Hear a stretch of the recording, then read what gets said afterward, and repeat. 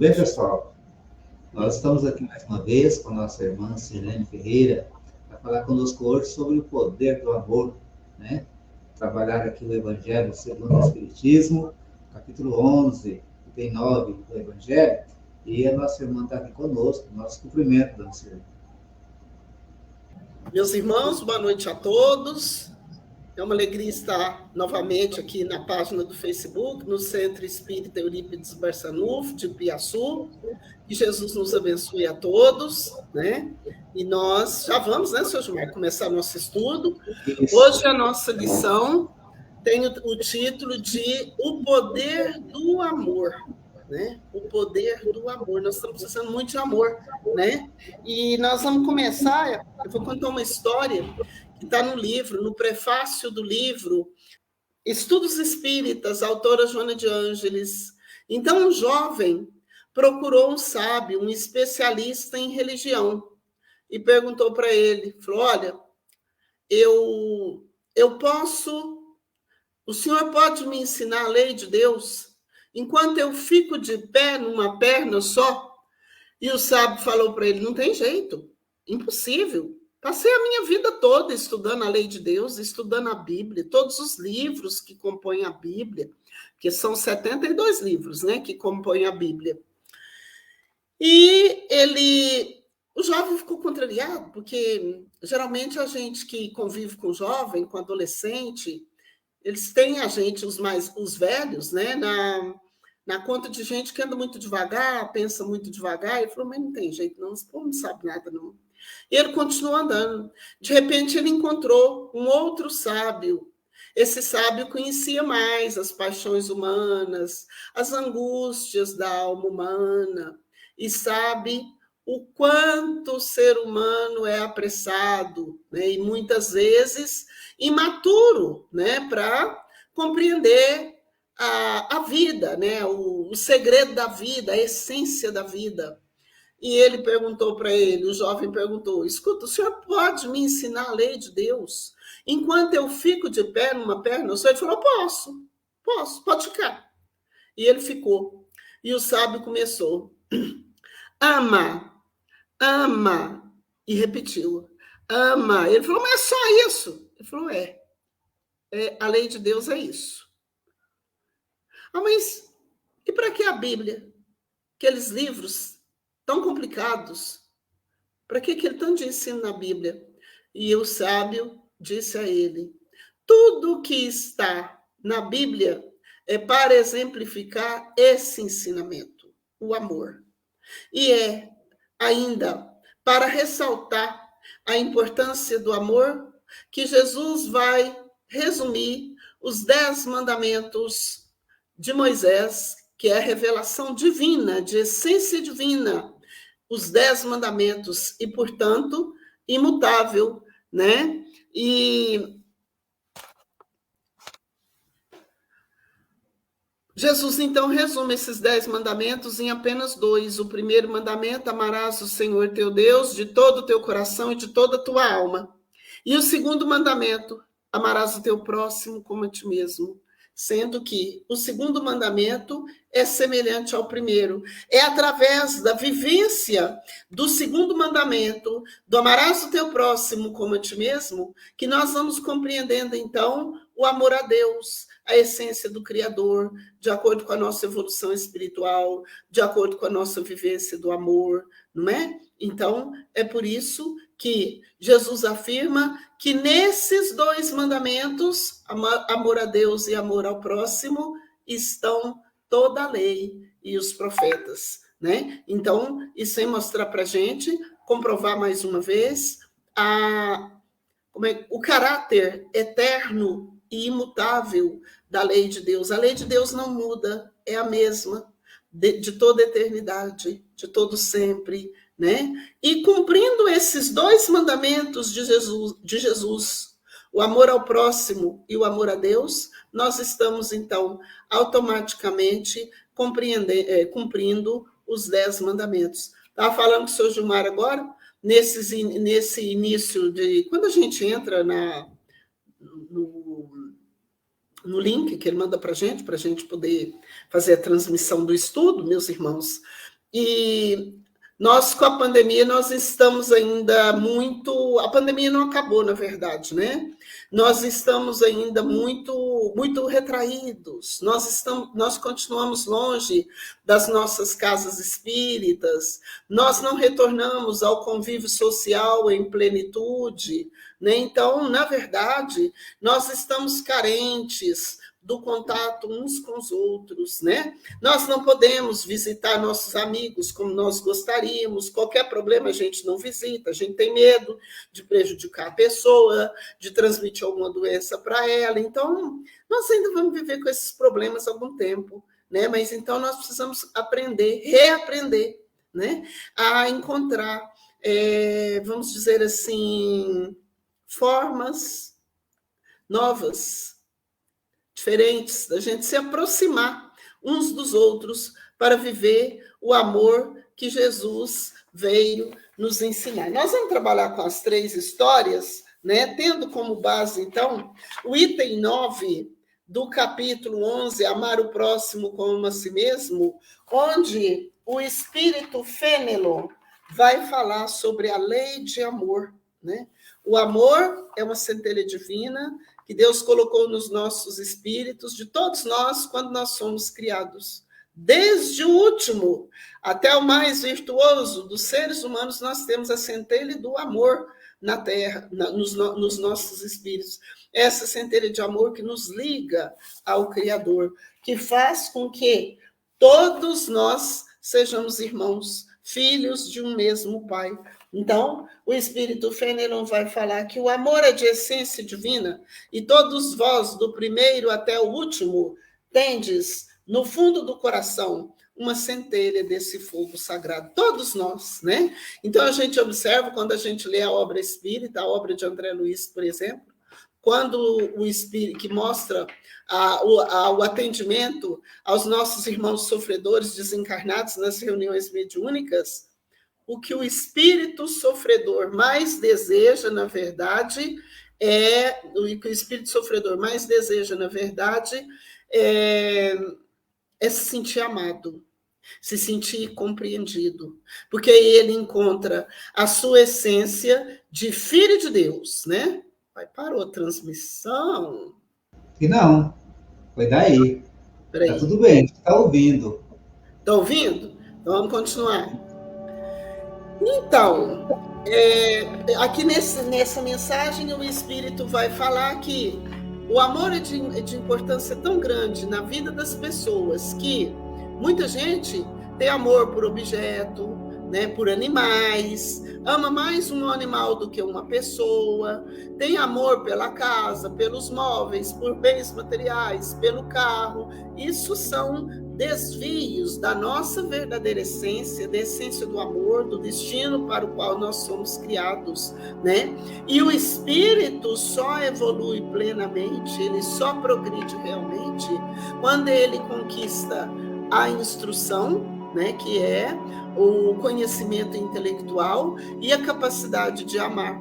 E por isso o Espírito de Verdade nos alerta no capítulo 6 do Evangelho segundo o Espiritismo, naquelas mensagens, advento do Espírito de Verdade: espíritas, amai-vos e instruí-vos.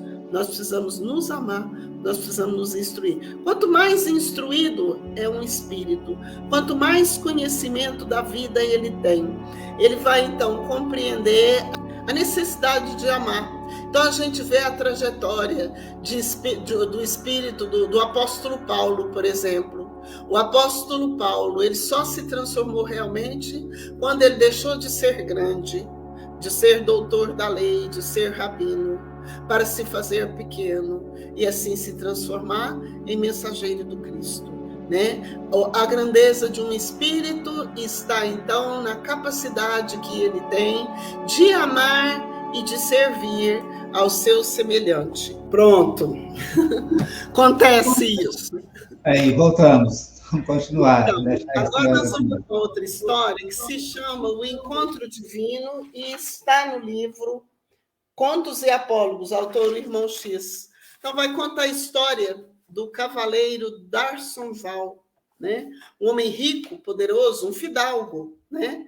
E D'Arsonval tinha um coração muito bom. Ele se decidiu a ser um mensageiro do Cristo, a praticar a caridade, né? Então, quando o cavaleiro D'Arsonval, ele era um poderoso senhor que morava na França, se ausentou do seu castelo, né, do seu medievo domicílio pela primeira vez, né? Ele andava muito elegante, de armadura brilhante, brilhando no sol, e ele dirigia-se, ele estava de viagem para a Itália para então resolver uma questão política, né? E quando ele estava já saindo do seu da divisa de suas terras, já na divisória, muito elegante, muito bem apessoado, ele, no galope do cavalo, ele viu um mendigo cheio de feridas, um ranceniano, um leproso, né, como se dizia antigamente, a estender a mão para ele, de olhar intrigante, chamando a atenção dele, para pedindo ajuda, né? E então o poderoso Senhor, né, atirou para ele uma bolsa farta, né? Tinha dinheiro, né, onde ele podia resolver seu problema. Ele atirou essa bolsa nesse mendigo, mas nem olhou para ele, foi embora. Fez a viagem, voltou ainda glamuroso, rico, bem querido para sua casa.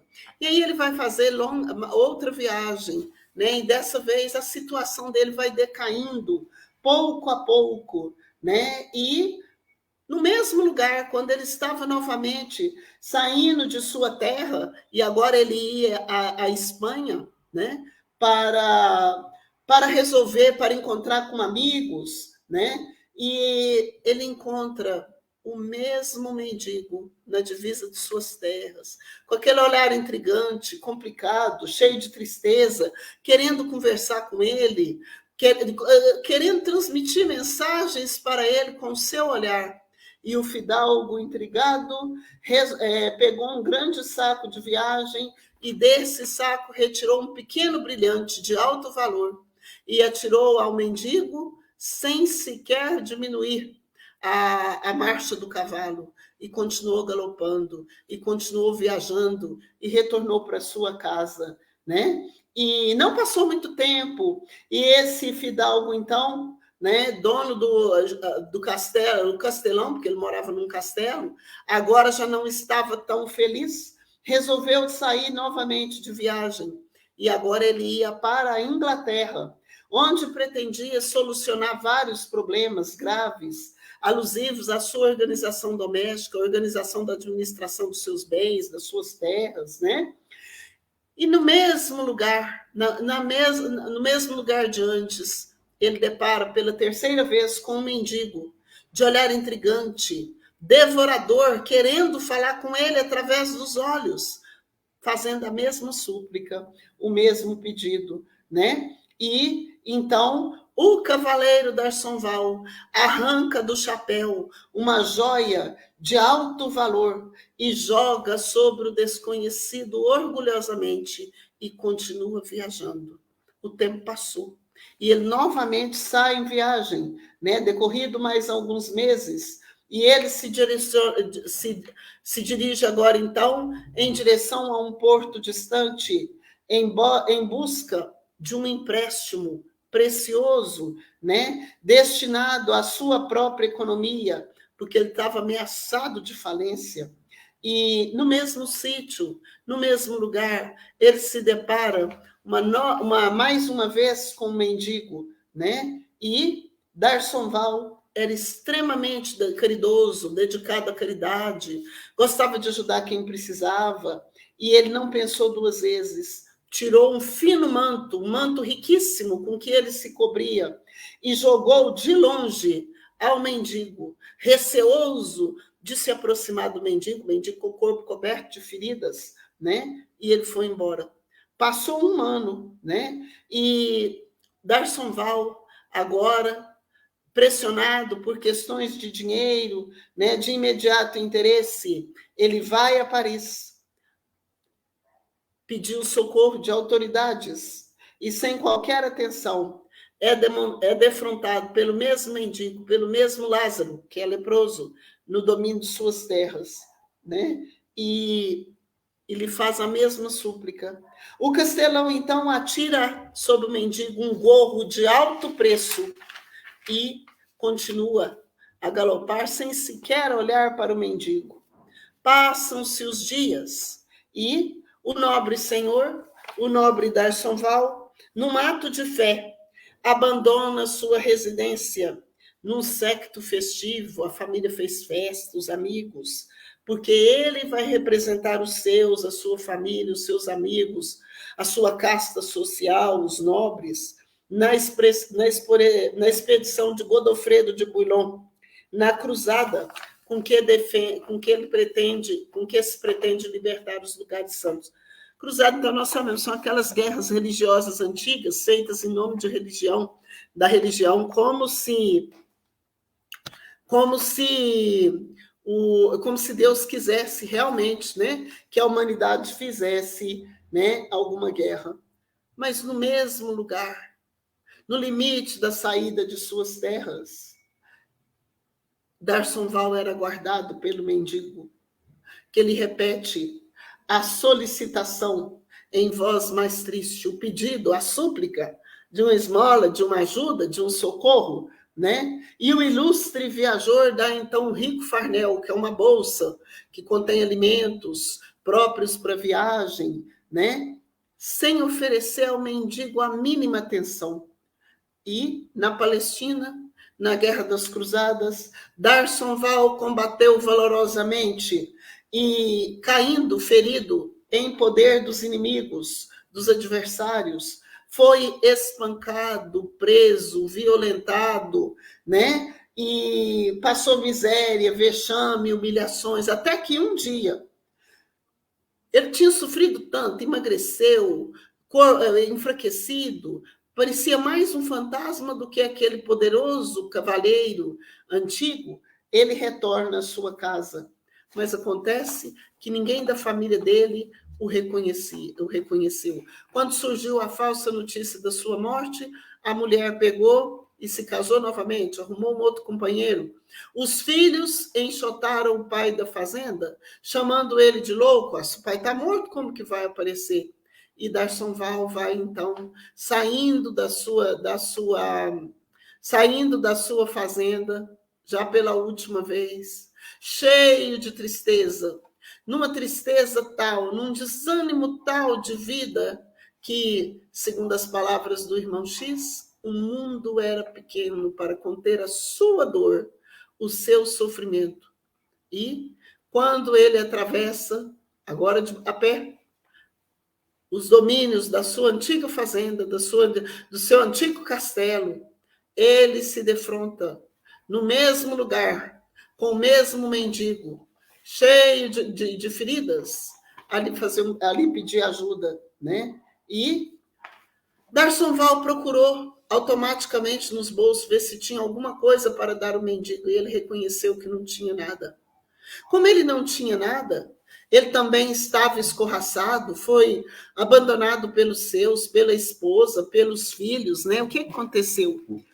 Ele se sentiu na mesma condição daquele mendigo e começou a pensar que aquele mendigo devia ser seu irmão, ele devia ter sentimento, um coração, né? Ele era seu irmão diante de Deus. E como ele não tinha nada que pudesse dar àquele mendigo, ele se aproximou do mendigo e deu a ele um abraço sincero, verdadeiro, cheio de amizade, como se tivesse dizer para ele que era a única coisa que ele podia dar naquele momento. Mas olha que surpresa! Quando o cavaleiro D'Arsonval, o antigo cavaleiro D'Arsonval, abraçou o pobre mendigo, porque era a única coisa que ele podia fazer, era para dar um abraço, né?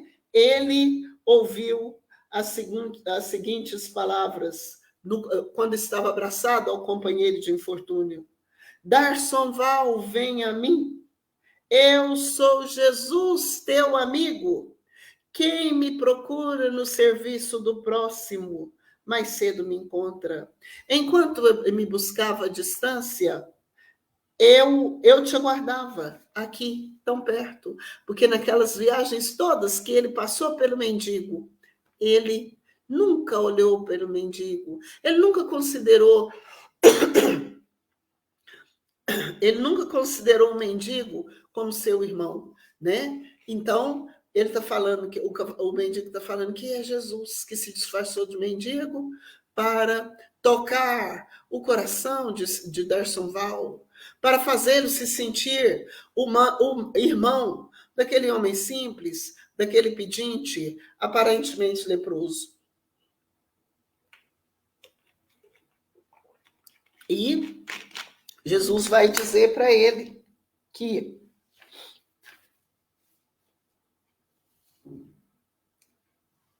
quem me procura no serviço ao próximo, mais cedo me encontra.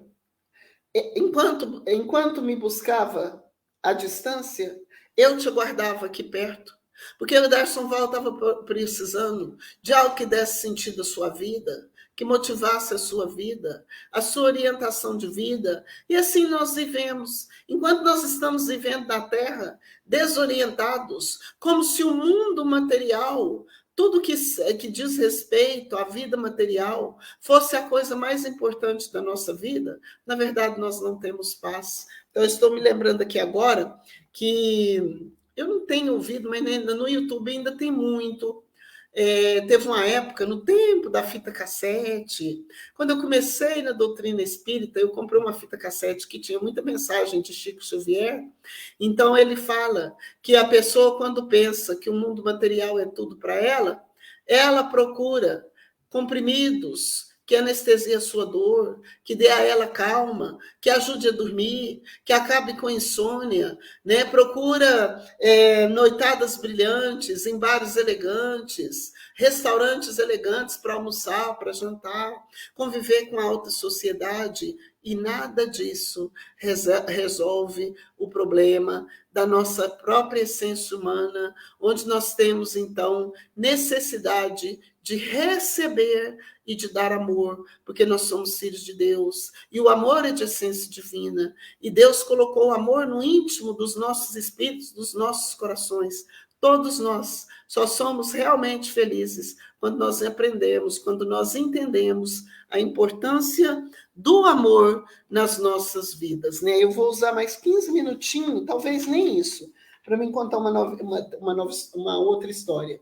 Então, o cavaleiro Darson Val, quando ouviu esses ensinos de Jesus, e nós sabemos que o Espírito Superior, quando fala uma frase com a gente, essa frase, por pequenina que seja, uma palavra, tem um alto significado que motiva a vida da gente por meses, semanas e anos, e a gente nunca esquece. E toda vez que a gente relembra esses presentes que Deus dá para os nossos corações, quando permite que os benfeitores venham até nós e falem conosco nos nossos corações, isso motiva toda a nossa vida. E Darson Val se sentiu recompensado por toda a sua luta. Mas acontece que ele nada mais viu senão um caminho de luz, uma senda iluminada, né? Entre a terra e o céu. Esse caminho de luz liga a terra e o céu. E é quem? É Jesus. É Jesus que é o príncipe da paz. Ele que liga, então, a terra e o céu. Mas no outro dia, quando os camponeses chegaram para começar o trabalho no campo, né, eles tropeçaram no caminho, né, com um cadáver ainda molhado pelo orvalho da noite. E de quem era esse cadáver? Era de Darson Val. Darson Val estava morto, mas conseguiu, né, no fim da existência, a encontrar com Jesus em espírito, em essência, porque provavelmente esse encontro divino com o Mestre Jesus teve tanta importância no espírito de Darson Val, que a partir dali ele jamais seria o mesmo, estivesse ele encarnado ou desencarnado. A partir do momento em que a criatura se reconhece filho de Deus, né, ele, na verdade, se modifica. A gente não tem medo, Não há barreira que nos impeça de caminhar no caminho do bem, no caminho da paz, no caminho do amor, de praticar a caridade, de viver a verdadeira fraternidade. Quando a criatura se reconhece filho de Deus, né? Criado pela vontade amorosa do soberano Criador, todo-poderoso, nada mais o detém, né? E é isso que nós vamos ver também no livro Ave Cristo, porque no livro Ave Cristo, o que é a história do livro Ave Cristo? É a história de um pai, Quinto Varro, que reencarna na Terra por 2 vezes para resgatar o seu filho Tassiano das trevas.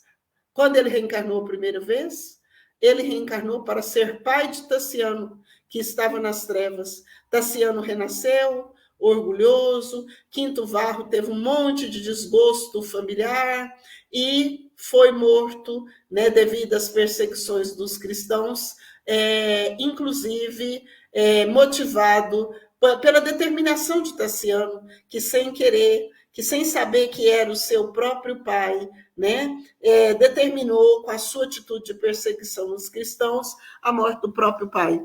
Chegando ao plano espiritual, porque Quinto Varro tinha recebido para resgatar Tassiano uma licença para reencarnar e trabalhar pela redenção, pela recuperação moral e espiritual do filho, sob o ponto de vista eterno, durante 100 anos.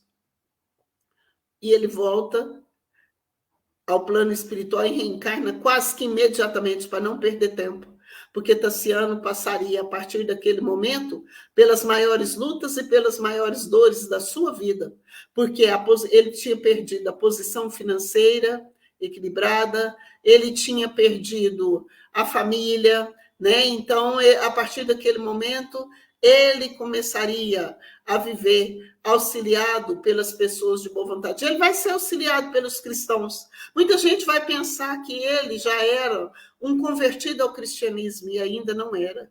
Ele se sentia, na verdade, perseguido pelo cristianismo, né? E Tassiano, no final da sua vida, junto com o filho adotivo, que é seu pai de outra encarnação, vai, então, morrer amarrado ao poste, queimado na fogueira, né, no espetáculo que era dado nas arenas, onde os cristãos eram mortos, devorados pelos leões, queimados nas fogueiras, né? E o pai dele, né, o menino, que logo se assume a forma da encarnação anterior, se apresenta pelo pai e fala: meu pai, façamos a oração de Jesus. A oração é o Pai Nosso. E Tassiano faz a oração no instante supremo da morte na fogueira. E Quinto Varro termina, então, essa narrativa, né, entre os encarnados, no livro Ave Cristo, autor Emmanuel, falando o seguinte, que a partir daquele momento, já que Tassiano reconhecia o cristianismo, reconhecia o Mestre Jesus como o príncipe da paz, né?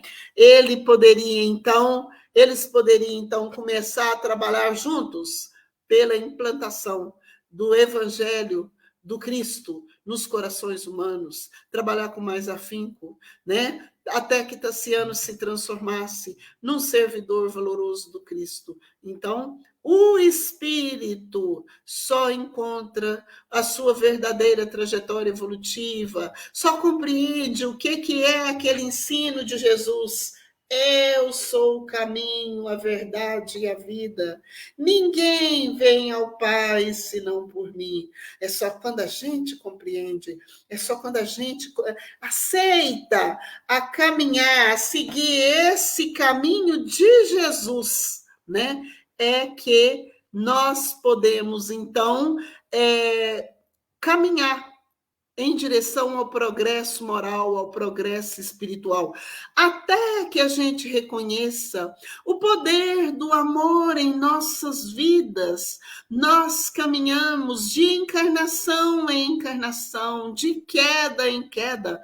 Cai hoje, levanta amanhã, erra nessa reencarnação, desencarna, volta ao plano espiritual por diversas vezes, para que o espírito dê um salto evolutivo É preciso que ele compreenda o poder do amor, que é através do amor que Deus, nosso Pai Criador, governa todo o universo. É para nos ensinar o amor que tudo dá e nada pede em troca. E esse tudo dá e nada pede em troca que Jesus vem nos ensinar, quer dizer, essencialmente, que aquele que ama verdadeiramente, como Jesus nos ensina, ama sem condição, ama e não espera ser amado.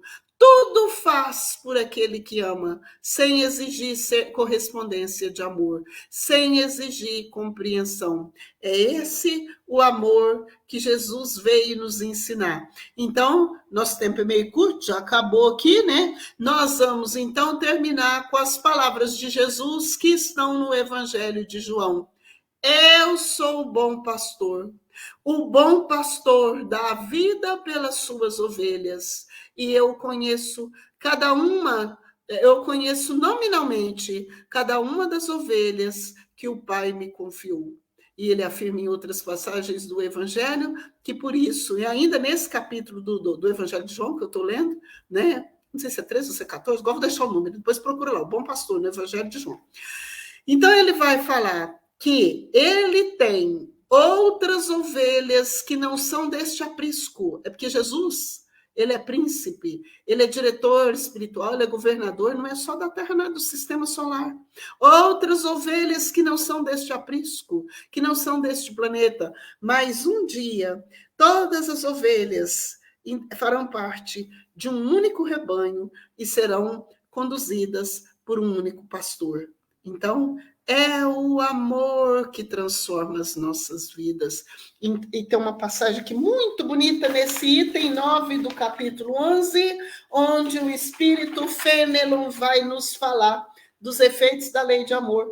Os efeitos da lei de amor são o melhoramento moral da raça humana e a felicidade durante a vida terrestre. Os mais rebeldes e os mais viciosos se reformarão quando observarem os benefícios resultantes da prática deste preceito. Não façais aos outros o que não quiserdes que vos façam. Fazei-lhes, ao contrário, todo o bem que vos esteja ao alcance fazer-lhes. Eu vou parar aqui porque a lição não acaba, não. Então, é o amor que nos faz criaturas melhores. É o amor que nos faz construir a vida que nós realmente queremos. Nós só podemos ser felizes quando nós estivermos, assim, na nossa linguagem espírita, sintonizados com as vibrações divinas, com a vibração do amor do Pai, com a vibração do amor de Jesus. Os sofrimentos, as lutas, as dificuldades que nós passamos, quer sejam individuais, quer sejam coletivos,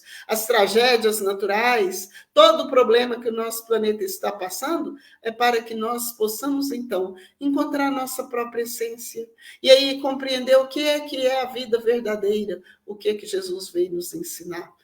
Então, Jesus termina num capítulo do livro Boa Nova pedindo aos discípulos que amem-se uns aos outros, que vos ameis uns aos outros, como eu vos tenho amado. É o que Jesus espera de nós. Que Jesus nos abençoe a todos. Muito obrigado pela paciência, porque hoje nós tivemos problema com a internet, mas graças a Deus deu tudo certo. Um grande abraço a todos. Obrigado, Ana Sirene. Obrigado ao pessoal aí que está aí assistindo a gente, tá? Desculpe o transtorno aí que acontece na transmissão ao vivo até. Deu um probleminha na internet, né? Mas graças a Deus, nós ainda demos conta do serviço. A gente se virou aqui. A gente agradece a dona Sirene, gente. Ela está sempre com a gente aqui. Daqui uns dias ela volta aí. Está com mais um tema, mais um estudo para nós. Eu agradeço aí a presença de todos. Que Deus abençoe. Deus ilumine. Muito obrigado. Obrigado, Sirene. Obrigado, pessoal. Tchau, até a próxima, né?